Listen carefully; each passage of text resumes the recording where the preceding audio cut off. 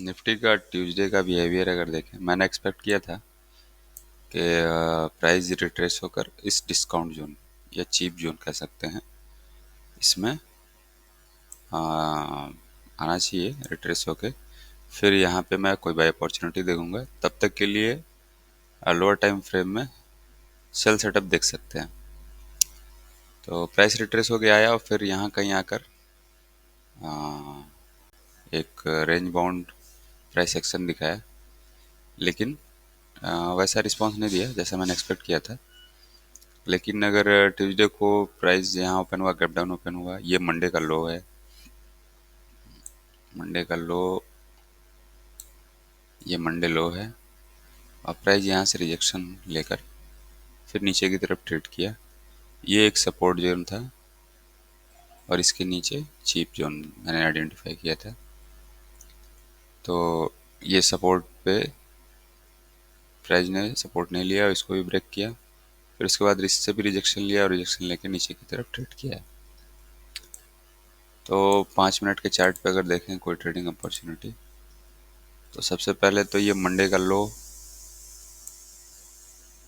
ये मंडे का लो था, प्राइस का गैप डाउन ओपन हुआ, मंडे के लो के नीचे ही ओपन हुआ, फिर प्राइस ने इससे रिजेक्शन लेना शुरू किया।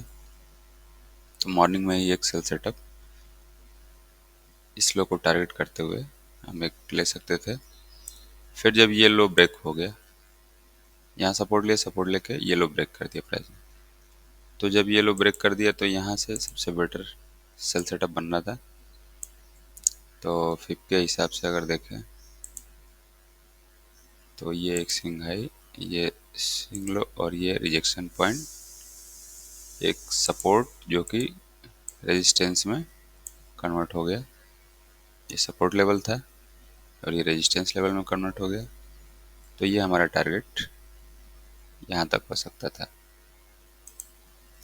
तो दो सेल सेटअप कल थे, लेकिन प्राइस यहाँ तक क्या है, ये ऑर्डर ब्लॉक मैंने आइडेंटिफाई किया था हाई टाइम फ्रेम का, ये सीरीज ऑफ जो रेड कैंडल्स हैं ये वाली।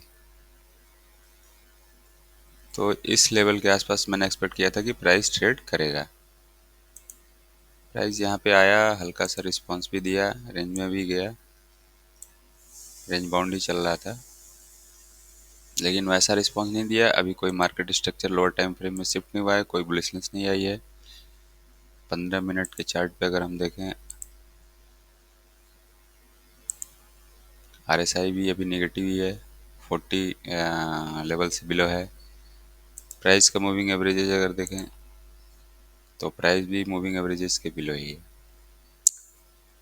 तो अब प्राइस या तो रेंज में जा सकता है, एक रेंज बाउंड प्राइस हो सकता है फ्लैट ओपनिंग के साथ या हल्का गैप डाउन ओपनिंग के साथ, या अगर प्राइस ट्रेड करेगा तो ये प्रीवियस वीक के लो को टारगेट कर सकता है।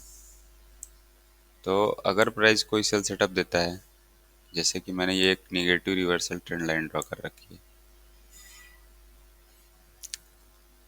ये 15 मिनट के निगेटिव रिवर्सल ट्रेंड लाइन है, ये है RSI का। RSI ने एक हाई बनाया है और ये एक हाई जो बनाया है RSI ने, ये हायर हाई बनाया है। प्राइस ने क्या बनाया है, प्राइस ने एक लोअर हाई बनाया है।